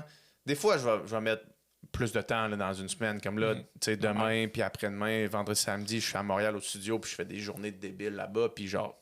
Ça arrive des fois. C'est normal. C'est normal. Ou est-ce que là, l'entraînement prend un peu de bord parce qu'il faut que tu agisses, tu sais. Mais c'est ça, c'est comme d'organiser mon temps pour être super efficace quand je travaille. Fait que, mettons, je me fais 2 à 3 séances de email par jour. Okay. Puis souvent, ça prend 30 à 40 minutes, mettons, où est-ce que je réponds à des emails. Puis ça, principalement, c'est ça que je fais dans la vie, là, répondre à des emails, tu sais. Puis sinon, il y a ponctuellement des journées complètes que je vais devoir soit aller faire du R&D pour Pika, soit aller enregistrer des podcasts, travailler au studio. Mais à part de ça, c'est vraiment à distance de mon ordi, dans des moments très précis. Fait que je réponds pas à des emails. Je suis pas sur mon cell à répondre à des emails à toutes les heures de la journée, là, parce que c'est une perte de temps. Parce que là, tu ouvres un email, là, tu en ouvres un autre, puis là, tu passes à un autre. Quand je travaille, je fais juste ça. Okay. Fait que ça me permet d'être super efficace. Puis c'est ça, de rentabiliser mon temps au maximum. Là. Discipline égale liberté. Exactement. OK. Exactement. Gotcha. Ouais, exactement. Non, mais tu sais, ça a tellement été une grosse question que moi, je me disais, tu sais, c'est sûr que quand moi j'étais à l'université, c'était une grosse de mes questions. À l'université, il faut que tu ailles à tes cours, là, fait que c'est plus difficile. Mais je voyais justement des personnes avec plusieurs sphères, puis oui, peut-être le succès, c'est pas nécessairement encore le succès que tu veux, puis c'est normal, mais faut t'attribuer quand même le mérite qui t'est dû. Tu as quand même vraiment une belle chose. Fait que, tu sais, on regarde ça de loin, puis on dit, OK, mais comment il fait? Fait effectivement, de déléguer. Moi, je suis loin. Tu sais, il y a beaucoup de monde, man, qui se vendent de travailler fort, puis de travailler beaucoup, puis de comme faire des heures pas possible. Moi, je trouve ça débile de te vanter de ça. Moi, je trouve que c'est juste, OK, fait que t'es pas efficace dans le fond. C'est ça que tu me dis, man. T'es pas efficace dans le fond. Ou ben t'es OK, fait que genre, comment vont tes relations interpersonnelles si tu travailles 80 heures par semaine? Ouais. Tu sais, tu vas-tu des fois prendre un verre avec tes amis? Tu vas-tu des fois juste être assis, chiller avec tes neveux-nièces? Tu vas-tu des fois juste comme prendre du temps avec tes parents? Es-tu capable de faire ces affaires-là, tu sais? Ouais. Puis peut-être que c'est pas quelque chose qui t'intéresse. Mais si ça t'intéresse pas, moi... Premièrement, en fait, si ça t'intéresse pas, puis que toi, ce qui t'intéresse, c'est travailler 80 heures par semaine, on n'est pas dans le même monde. On vit pas dans le même univers. Ouais. Parce que moi, travailler, man, tu sais, si demain matin, le studio ferme, puis Pika, ça arrête, je vais trouver autre chose pour vivre. Je vais être capable de faire autre chose, puis les choses importantes vont pas s'en aller du jour au lendemain. Parce que tout peut arrêter, là, tu sais, tout peut... Upica, là, je veux dire, peut-être, man, que... Puis, évidemment, on fait... Ça arrivera jamais, mais je fais un hypothétique que Santé Canada, man, trouve que finalement, dans un des produits que j'utilise, il y a du poison à rats, genre. Ouais, je confirme, c'est vraiment pas non, ça. Mais je l'ai utilisé. hypothétique, là, dans le sens, ça se peut que ça arrive, man, un scandale qui fait que l'usine... Même pas ça. L'usine chez qui je fais mon affaire, man, finalement, ils ont du monde attaché dans le sous-sol. Okay, puis ça ferme, puis là, toutes les autres. Oh, ouais. Si ça disparaît, l'essentiel, man, c'est que t'as-tu encore des amis? T'as-tu encore une famille? T'as-tu encore un partenaire, une partenaire? T'as-tu encore des passions autres que le travail? Je veux dire, moi, demain matin, ça ferme. Je vais encore m'entraîner autant, man. Je vais pas arrêter de m'entraîner. Je vais pas arrêter d'aller faire du vélo, de courir dans le bois, de nager dans un lac, dans une piscine. Je vais pas arrêter de faire ça parce que mes affaires ferment. Fait je me définis pas par ça. Puis je me vante vraiment pas de travailler beaucoup parce que je travaille pas beaucoup. Fait que ça, c'est important pour moi quand même de garder cette hygiène de vie-là. Ceci étant dit, ça m'arrive de faire des semaines débiles. Je veux quand même garder ça. Mais je pense que c'est quand même c'est quand même beau de voir ça, de quelqu'un qui avoue ça, parce que depuis longtemps, je pense, sur les réseaux sociaux, il y a eu un idéal là, de manière avec l'entrepreneurship. Ça a été vraiment quand même... tu voyais les Lambeaux, puis tu voyais le monde qui se filmait et qui disait moi je travaille 80 heures, puis c'est devenu quasiment un idéal Ouais. de devenir un entrepreneur, débile, puis de travailler énormément. Ouais. Puis quand que j'étais jeune, je me disais, ben, moi, je voulais avoir, tu sais, mettons, j'idéalisais certaines personnes, puis, mais eux, ils travaillent 80 heures, ils ont le succès que je veux. Wow, OK, mais ça veut dire, exactement comme on a dit avec les produits, ça veut dire que moi aussi, il va falloir que je travaille 80 heures. Ouais. Puis je me dis, OK, bon, parfait. Moi, j'avais starté une compagnie à l'université pour le plaisir, puis je me disais, OK, faut que je travaille tout le temps. Ouais. Tout le temps. Puis là, vient aussi avec l'affaire toxique, c'est que tu n'as pas les résultats que tu veux tout de suite, mais tu travailles énormément, puis tu vois, tu te le fais mettre d'en face avec l'algorithme qu'on a parlé tantôt, parce que tu likes ça et tout. Ouais. Tu te le fais mettre d'en face que cette personne-là travaille 40 heures. Après ça, tu as une autre vidéo, c'est David Goggins qui te crie après pour aller courir, alors que tu viens d'aller courir 10 km, mais lui vient d'en faire 160. Ouais. Ça peut devenir quand même assez toxique. Je trouve ça beau de voir quelqu'un qui a quelque chose de super bon, puis de dire, ben non, tu sais, c'est possible de justement déléguer, puis de dire, c'est... Puis tu sais, c'est pas parce que... Puis là, peu importe l'efficacité que tu as, tu peux travailler 80 heures semaine si tu veux, sauf que si moi, je suis capable de faire en 1 heure ce que tu es capable de faire en 4 heures, là, est-ce que ça veut dire que je devrais travailler 4 heures? Non. Parce que non, ça veut dire qu'on va avoir le même résultat, tu sais. Fait que c'est ça. Puis c'est sûr que en fait, je suis même pas sûr que si je mettais plus de temps, parce que ma recherche d'efficacité est tellement élevée, puis que je suis même pas sûr si je mettais plus de temps, j'aurais des meilleurs résultats. Ouais. Parce que, mais genre, tu sais, mettons, on sous-traite la création de vidéos puis de contenu sur les réseaux sociaux. Là, je travaille avec William, il fait un job exemplaire. Puis là, il y a comme un peu les clés des réseaux sociaux de Upica. Si moi, je voulais faire ça, là, j'ai pas ces compétences, j'ai pas ces capacités. Il faudrait que j'apprenne à shooter avec un appareil photo, il faudrait que j'apprenne à faire de la vidéo, il faudrait que je fasse de l'editing. Puis chaque heure que moi, je vais mettre à faire de l'editing, lui, il va faire ça en 15 minutes. Ouais, puis il va le faire mieux. Il va le faire mieux. Exact. Fait que pourquoi, moi, ce que je me dirais, ben là, mais non, je vais pas payer quelqu'un, je vais le faire à la place. Ce que je vais faire, ça va être plus laid, ça va être plus lent, ça va être moins beau, ça va me prendre beaucoup plus de temps. C'est du temps que j'aurais pas à faire autre chose, tu sais. Fait que, c'est ça. Je pense que je serais même pas prêt à dire qu'en travaillant plus d'heures, j'aurais des meilleurs résultats. Tu dirais quoi, justement, à un jeune qui a une idée entrepreneuriale, qui voit qu'il y a une opportunité dans le marché et tout? Ça a été... Je vais switcher la question. Toi, tu t'en es pris comment au départ? Au départ, tu sais, qu'est-ce qu'on dit présentement de dire, OK, bon, ben, tu sais, moi, je suis très efficace puis tout. Ça a-tu été ça au départ pour toi? Non. Ni pour le studio, ni pour Upica. Là, les premières années, Julien, mon ami Julien Haroun, il parle sur son podcast de la traversée du désert. Là. Puis je pense que je commence à arriver de l'autre bord du désert dans mes 2 entreprises. Mais les premières années, c'est toi qui es sur le plancher des vaches, là, à proprement dire. Là. Tu sais, au studio SF, avant qu'on ait notre premier employé, Nicole, c'était moi qui... Là, ici, je sais pas si ça enregistre sur un switcher que les caméras changent là, automatiquement ou si c'est chaque plan, peu importe comment ça fonctionne. Mais au début, c'était moi qui switchais les caméras sur toutes les locations. Fait que moi, j'allais là, man, je passais des fois 8 heures d'affilée à écouter des podcasts, changer des conversations, puis switcher les caméras. Pendant longtemps. Pendant comme 1 an. C'était moi qui faisais ça jusqu'à temps qu'on ait Nicole qui rentre. Puis que là, Nicole vienne nous aider quand c'est notre podcast à nous. Puis que là, finalement, on fasse OK, man, genre, on va t'engager pour tous les podcasts. Parce que moi, je pouvais pas faire ça tout le temps. Ça faisait que j'avais pas le temps pour rien faire d'autre. Là. Je pouvais pas penser à d'autres projets. Je pouvais pas commencer à développer des concepts de podcasts originaux. Fait que, éventuellement, c'est ça qui s'est passé.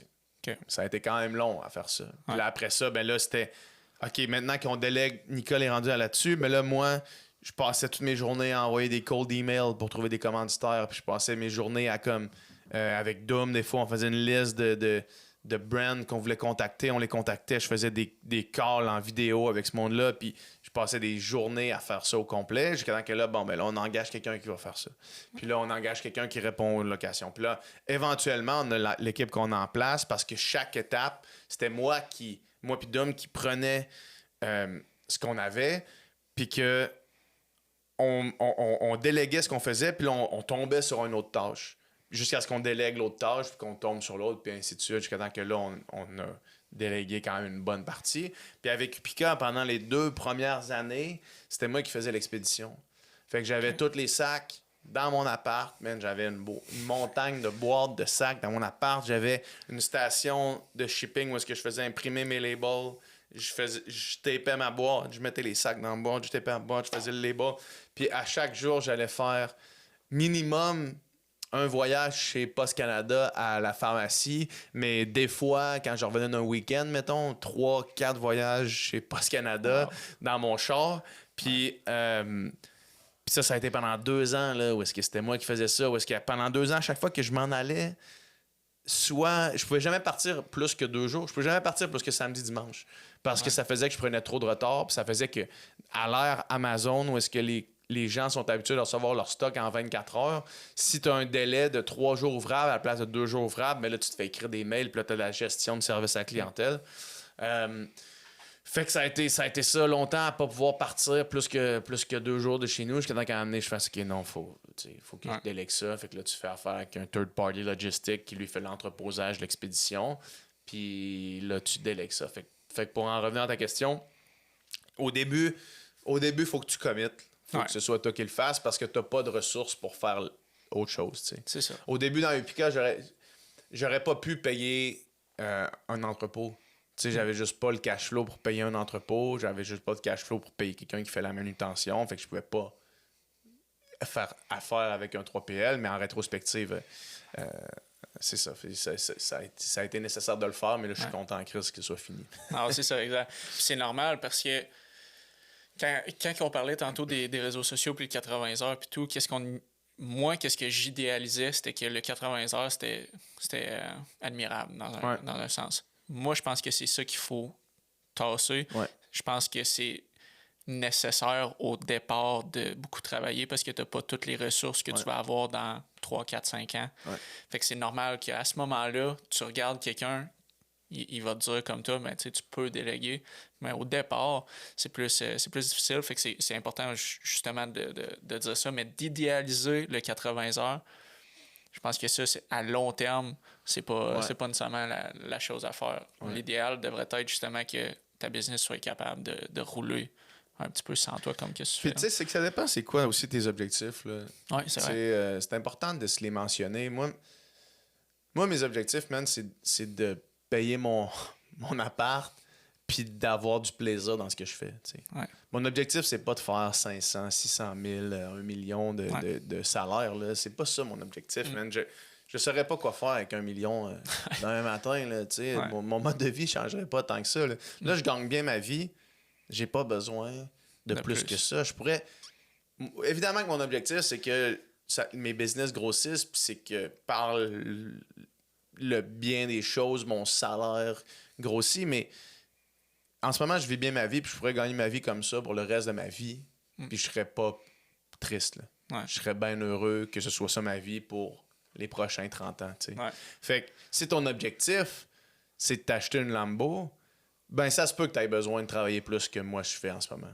Mais parenthèse là-dedans, par contre, tu sais, d'acheter la Lambo, je pense que ça peut être un objectif. Là. Chacun a ses objectifs. Tout à fait. Mais par contre, qu'est-ce que moi j'ai réalisé à l'atteindre d'un objectif, c'est que tu penses que ta vie va changer quand tu vas l'avoir. Elle change pas. Il n'y a pas de finish line, il n'y a pas de... Tu sais, un moment donné, je me disais, moi, j'aime pas énormément les hauteurs. J'ai sauté en parachute. Je me suis dit, je vais conquérir ma plus grande peur. Je vais être un homme changé. Oui, c'est vrai que, tu sais, OK, regarde, j'ai conquéri ma peur ce jour-là. Tu sais, j'ai battu ma peur ce jour-là. Mais j'ai encore peur. Tu sais, tu me diras, on va-tu faire un saut en parachute? J'aurais encore la même peur. Fait que, tu sais, j'ai conquéri cette peur-là. Fait que, oui, c'est le fun d'atterrir cet objectif-là, par exemple, d'acheter une Lambo, puis c'est super. Par contre, je pense pas que ça devrait être l'objectif final, dans un certain sens. Je pense qu'il ne devrait jamais avoir d'objectif final, ne serait-ce que de mener une vie qui te rend heureux. Je pense que ça, c'est... Je pense que la question à se poser, est plus interne que matérielle. Moi, mon objectif, si on parle d'objectif, je l'ai atteint. Déjà. En ce moment, je suis dans mon objectif réussi. Là. Genre, je suis bien, mes business, ça va, je gagne bien ma vie, puis j'ai du temps pour m'entraîner, du temps pour mes amis, du temps pour ma blonde, du temps pour ma famille. Mon objectif, il n'y en a pas d'autre. C'est ça là, le seul objectif que j'ai. Après ça, tu peux te mettre des points de repère plus quantifiables comme étant des trucs vers lesquels tu peux travailler pour garder quand même un purpose dans ce que tu fais au quotidien. Au même titre que je me mets un objectif, je veux faire en bas de 2h40 sur marathon, je veux le faire. Genre. Fait que je m'entraîne avec ça. Si j'avais pas d'objectif d'entraînement, ça serait plus difficile de trouver la motivation intrinsèque à s'entraîner puis à aller faire des intervalles sur une piste de course. Là, exact. Puis c'est la même chose pour le travail, pour les business. C'est comme, oui, j'ai des objectifs, des landmarks que je veux atteindre, que ce soit en chiffre d'affaires ou en quantité de sacs vendus ou en bénéfice net ou whatever, comment tu veux le calculer. Mais c'est juste une raison de travailler sur le projet, puis de rester motivé, puis de rester intéressé par le chemin à se rendre pour se rendre là. T'sais. Exact. Comme le parallèle est vraiment bon entre un objectif de temps sur marathon puis un objectif de chiffre d'affaires sur une business. C'est comme, OK, ça, c'est l'objectif où est-ce que tu veux te rendre pour te garder motivé. Puis là, à partir de l'objectif, ben là, tu reverse engineer les étapes nécessaires à te rendre pour te rendre là. Fait que c'est comme, c'est un bon parallèle, mais qu'est-ce qui devrait te motiver?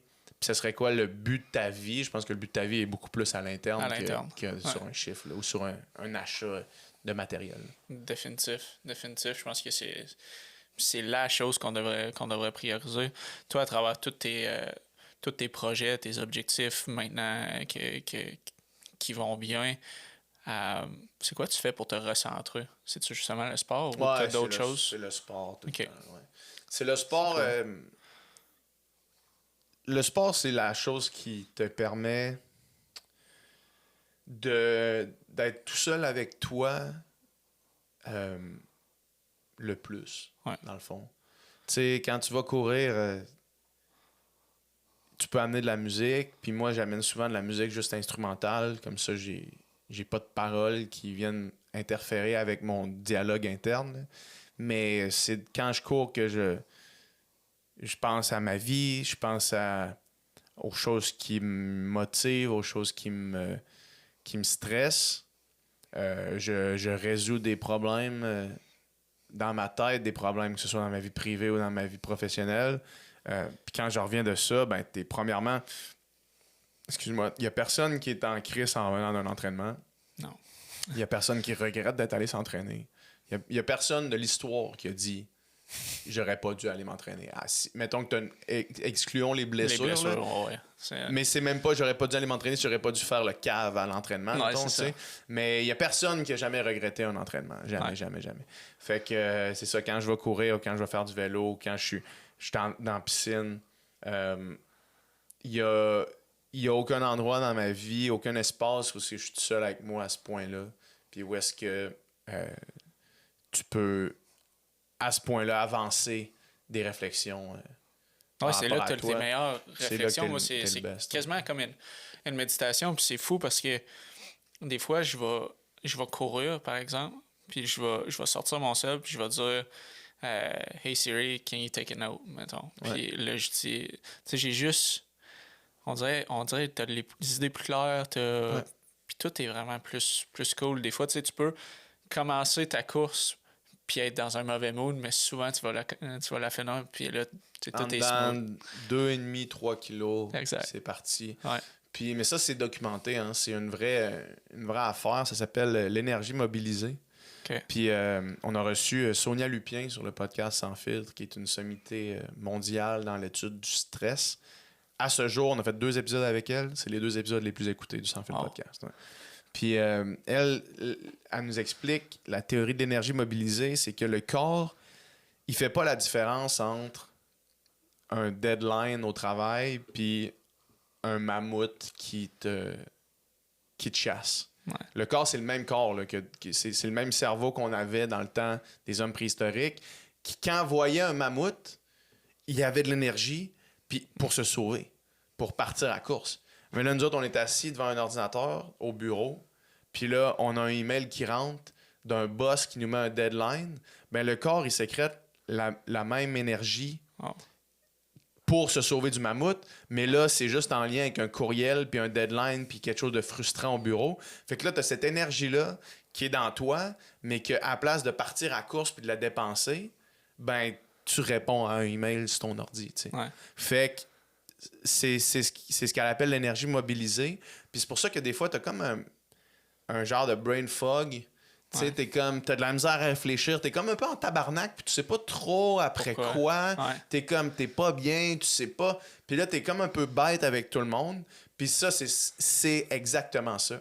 Puis moi, quand ça m'arrive, puis quand je reviens chez nous après une journée comme ça, puis que ça me tente pas pantoute d'aller courir parce que t'es fatigué, la journée est longue, tu te sens lourd, t'as peut-être pas bien mangé cette journée-là, peu importe la raison, mais que tu pars courir, après 2,5 kg, 3 kilos, tu sens vraiment comme cette buée mentale-là, ou ce brouillard mental-là, tu le sens s'en aller. C'est vrai. Genre, c'est vraiment comme si quelqu'un ouvrait un rideau. Genre. Ouais. T'es là, tu penses à rien, t'es comme un peu fru, puis là, tranquillement, ça s'en va, puis là, tabarnak.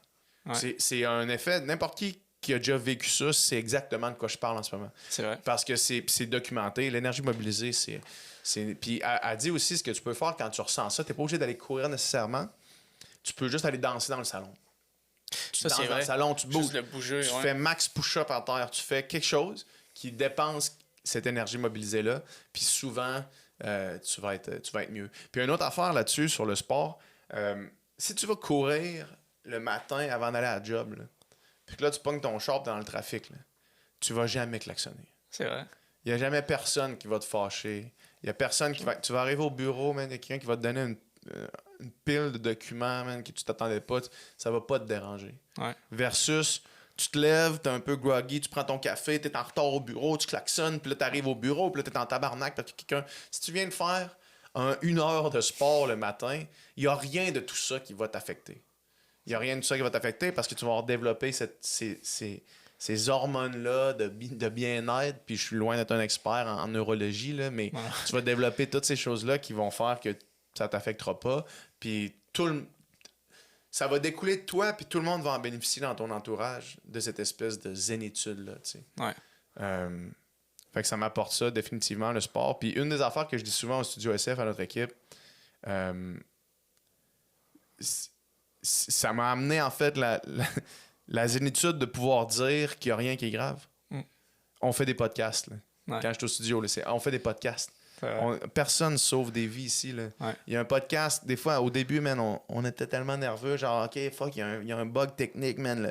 Le podcast n'est pas sorti à l'heure qu'on voulait que ça sorte. Ouais.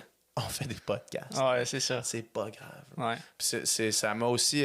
le sport, ça m'a permis d'avoir un peu cette répartie-là. cette vision-là de la vie, là, tu sais, parce que dans le fond, il n'y a rien de ce qu'on fait. Il n'y a rien de ce qu'on fait qui est important. Ouais. Dans le fond, parce que quand tu es en contact avec on dirait que, je sens tomber trop dans l'ésotérie, mais on dirait que quand tu es en contact avec la nature, avec l'extérieur, avec dehors, on dirait que tu réalises qu'il n'y a rien de ce qu'on fait qui est important. Tout ce qu'on fait, c'est de la poussière dans l'air. Ouais. Puis une fois que tu réalises ça, puis là, je veux dire, il y a des chirurgiens qui sauvent des vies, puis c'est pas mon cas, justement. C'est justement pas mon cas. C'est pas nous autres, je fais pas ça. J'aurais peut-être pas l'étoffe de faire ça, même. Ouais. Mais une fois que tu changes ton mindset, puis tu réalises ça, Puis le sport, pour ramener ça à ta question, c'est le sport qui m'a amené ça à 100%. Là. Ouais. Non, c'est exactement la même chose pour moi. Je le sais quand que mon niveau d'entraînement a descendu, mon nombre d'heures a descendu, je le sens tout de suite. Exact. Puis c'est automatique. Là. Ouais. C'est fou, c'est comme un style de méditation. Puis moi, ça m'aide grandement. Ça m'amène à la question. J'ai commencé ça sur le podcast. C'est une question que c'est l'invité d'avant OK, cool. qui pose ça, mais qui sait pas que c'est toi qui arrive sur le podcast. Puis là, c'était Matt qui... C'était Matt. Okay. Fait que là, lui, sa question, c'était... C'est une question sportive. Ben, oui et non, ça va vraiment bien avec qu'est-ce qu'on a parlé. Il a dit, qu'est-ce qui fait que tu te réveilles le matin avec le sourire puis ayant envie de débuter ta journée?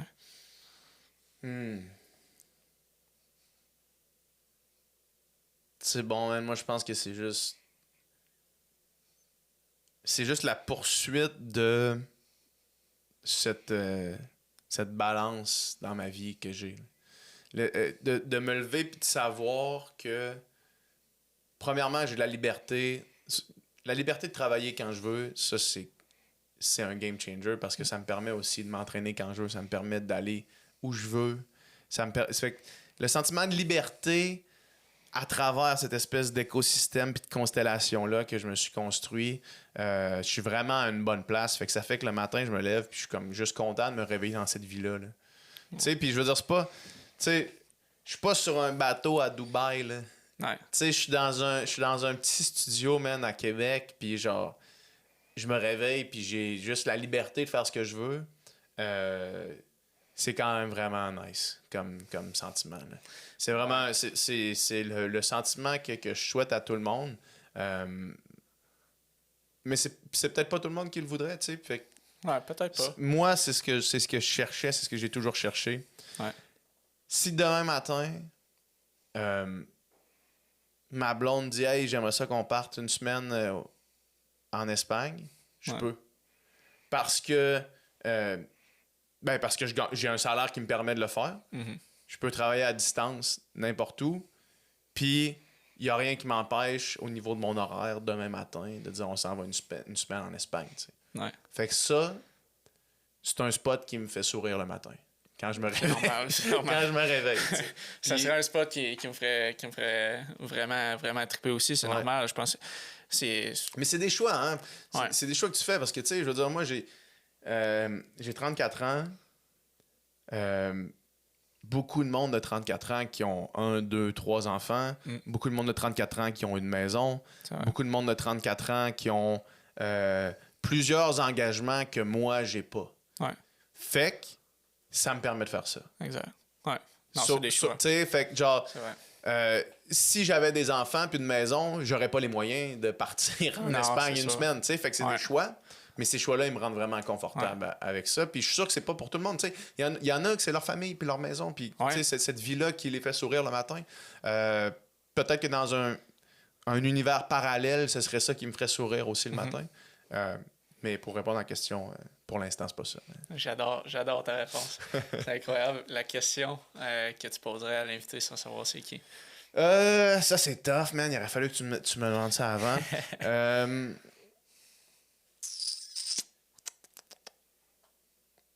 C'est une question peut-être un petit peu plus... une question peut-être plus philosophique là, que je vois passer des fois sur les réseaux sociaux que je trouve quand même intéressante. C'est si demain matin, tu rentres dans une pièce avec tout le monde que tu as déjà connu, c'est à qui que tu parles en premier? Wow. Qui, mettons, c'est à qui que tu parles en premier? Je trouve que ça, c'est quand même une question qui porte à des belles réponses, j'ai l'impression. Si je te pose la question à toi, là. Qu'il soit encore dans ma vie ou non. Ouais. Une personne, c'est quand même difficile parce que c'est sûr que je pense que ce serait ma copine ou ma mère ou mon père. Ouais. Ce serait là-dedans. C'est les 3 personnes les plus importantes dans ma vie. Fait que c'est sûr que mais d'en choisir une, mais ça c'est peut très être difficile. Ouais. Mais c'est sûr à 100% ce serait ça parce que c'est eux mes piliers, c'est eux me supportent dans mes objectifs. J'ai quand même eu un beau parcours, puis eux m'ont toujours supporté. Ouais, je pense que ce serait eux autres juste de les prendre dans mes bras et dire salut, comment ça va? C'est rien de bien deep, mais j'adore ta question. Sincèrement, c'est la première fois que je l'entends. Je prends pas les crédits de cette question-là. Là. Je l'ai vu passer une couple de fois sur TikTok. C'est vraiment cool. Puis pour finir, j'aurais peut-être dû aussi te poser un peu avant l'épisode, mais on va voir. Si tu pouvais écrire une lettre à toi-même lorsque tu étais jeune, elle dirait quoi? Quand j'avais quel âge, mettons? Dans une période difficile. Pas nécessairement dans une... Tu sais, si tu pouvais... T'es dans une période difficile de ta vie, peut-être t'es dans une remise en question, peu importe. Peut-être que c'est quand t'as 15 ans puis que tu vas abandonner. Ben, je pense que t'as pas dit que t'avais une période de doute, là, mais une période difficile quand t'étais plus jeune puis que t'aurais aimé avec le knowledge que t'as présentement de recevoir une lettre de toi-même de plus tard puis de dire... Ouais. Moi, c'est quelque chose que...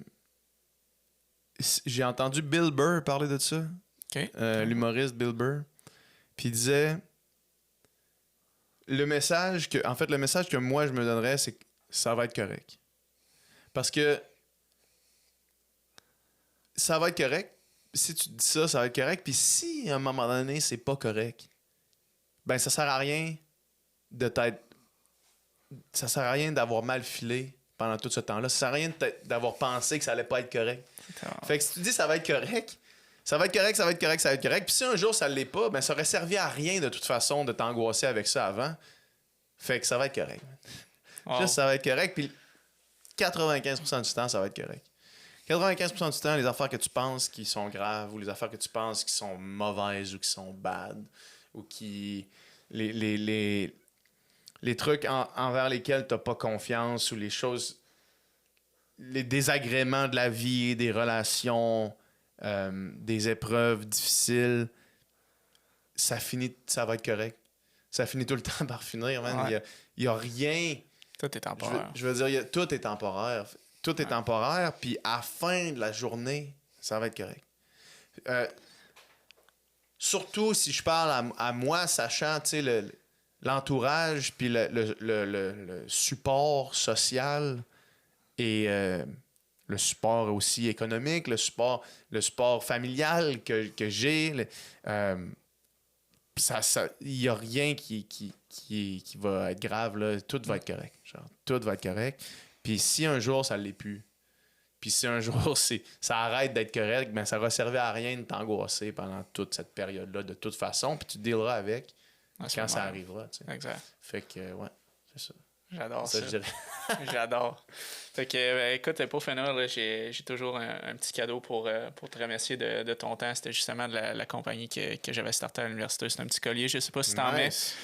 Mais on gravait des phrases de motivation à l'arrière. Donc, Live to Become. Puis, ça ressemble à ça. Très cool. Merci beaucoup, man. Ça fait plaisir. Merci d'avoir écouté cet épisode. Mon nom est Christopher Chabot. Et si t'as aimé, simplement aller t'abonner. Et d'ici là, je te souhaite d'atteindre l'inatteignable. C'est ici.